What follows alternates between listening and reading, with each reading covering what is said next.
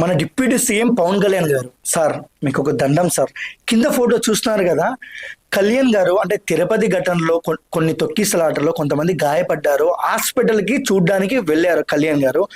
అసలు కింద ఆయన డిప్యూటీ సీఎం పవర్ స్టార్, ఆయన మాట అంటే ఆయన ఒక రోజు డేట్ ఇస్తే 2 కోట్లు ఇచ్చే శక్తి ప్రొడ్యూసర్స్కి ఉంది, ఆయన క్రేజ్ పవన్ కళ్యాణ్ గారికి ఉంది.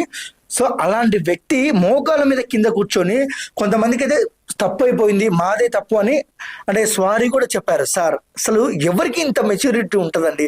ప్రజల కోసం వచ్చిన వ్యక్తి పవన్ కళ్యాణ్ గారు అని మళ్ళీ నిరూపించుకున్నారు.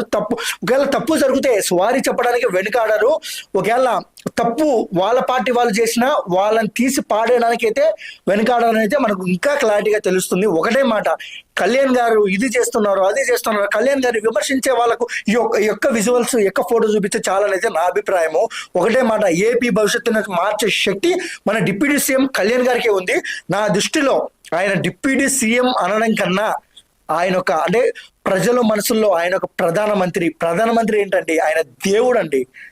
నా ఒపీనియన్ చెప్తున్నా, ఆయన దేవుడు అండి. ఎందుకంటే ఎవరు పట్టించుకుంటారండి? పవన్ కళ్యాణ్ గారు వెళ్ళి మోకాల మీద కూర్చొని వాళ్ళకి అవసరం అండి ఆయనకు? అసలు ఆయన మోకాల మీద కూర్చొని వాళ్ళు సారీ చెప్పి వాళ్ళ బాగోగులు చూసుకుంటున్నారు. అసలు సార్, నేనేం మాట్లాడలేను సార్ మీ గురించి. హ్యాట్స్ ఆఫ్ సార్ మీకు. అండ్ జై పవన్ కళ్యాణ్ గారు, జై Janasena. Thank you for watching.